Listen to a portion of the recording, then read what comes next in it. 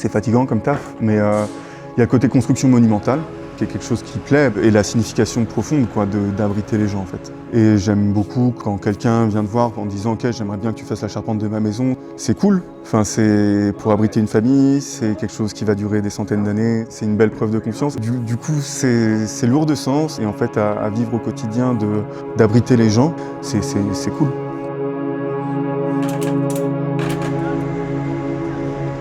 Ici, par exemple, ce qu'on va avoir, ça va être tout ce qui est le marquage. Donc ça, c'est un marquage traditionnel qui est utilisé depuis extrêmement longtemps. Donc on va constater que donc ça, l'arbalétrier, l'entrée et la contrefiche ont tous le même chiffre ainsi que le poinçon ici.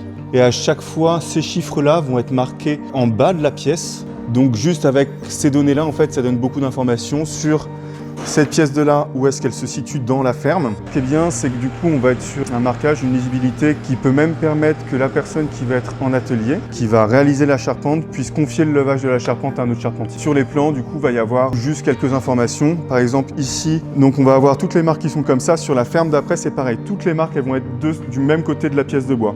Donc on va avoir beaucoup d'infos et on peut avoir un plan avec très peu d'informations et très vite on va avoir une lisibilité sur l'ensemble du chantier. C'est vraiment une lecture qui est c'est un langage commun aux charpentiers qui ont été formés avec les vieilles techniques. Maintenant que tu as vu ça, tu pourras t'amuser quand tu vois une vieille charpente, quand tu vois qu'il y a un truc où tu te dis putain, il y avait du savoir-faire, c'était pas une charpente paysanne, c'était une charpente qui a été faite par quelqu'un qui avait la connaissance du métier. Tu pourras aller chercher. Ici, ce signe-là, c'est une patte d'oie, c'est la sablière, donc c'est la partie, c'est cette pièce de bois là qui est en bas et qui va reprendre la pente du toit, mais c'est la partie la plus basse. Ça, c'est un monté, ça, c'est pour la panne, donc c'est la pièce de bois intermédiaire qui va être dans le versant, qui va permettre de faire une reprise de charge.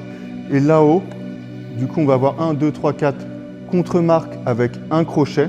Le crochet, c'est le faîtage, c'est la pièce la plus haute du toit. Il n'y a pas vraiment de limite tant qu'on respecte les principes de transmission de force et les vecteurs. Il y a une base dans la charpente, c'est que toutes les charges, elles arrivent donc du haut vers le bas et qu'au moment où on arrive dans la maçonnerie, par exemple ici, c'est cette partie-ci qui repose sur la maçonnerie, que la charge elle soit du haut vers le bas. On n'a pas le droit, nous en charpente, de faire une charge qui va pousser les murs. Le principe de la charpente, c'est le triangle. Une charpente, c'est la triangulation parce qu'un parallélogramme, du coup forcément c'est déformable. On pousse dans un angle, ça fait un losange, et si jamais tu fous une diagonale, tu bouges plus rien. Ici, ce n'est qu'une répétition de triangle.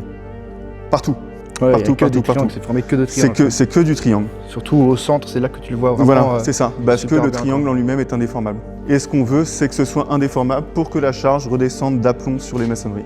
Et ce qui est intéressant, c'est d'avoir suffisamment appris dans ce métier-là pour pouvoir avoir suffisamment d'aisance pour pouvoir se l'approprier. Si on donnait ça à une machine, à chaque fois, elle ferait la même chose. À partir du moment où on est à l'aise dans ce métier-là, on peut effectivement délirer un peu plus, on peut donner un peu de son âme en fait, à une charpente, quoi. Et c'est précieux. Chaque expérience nourrit un petit peu plus sa propre palette et permet de pouvoir rebouger des choses et réenrichir et se réapproprier un petit peu ce métier. Ce qui est intéressant, c'est de maîtriser les maths pour pouvoir leur donner une âme en fait.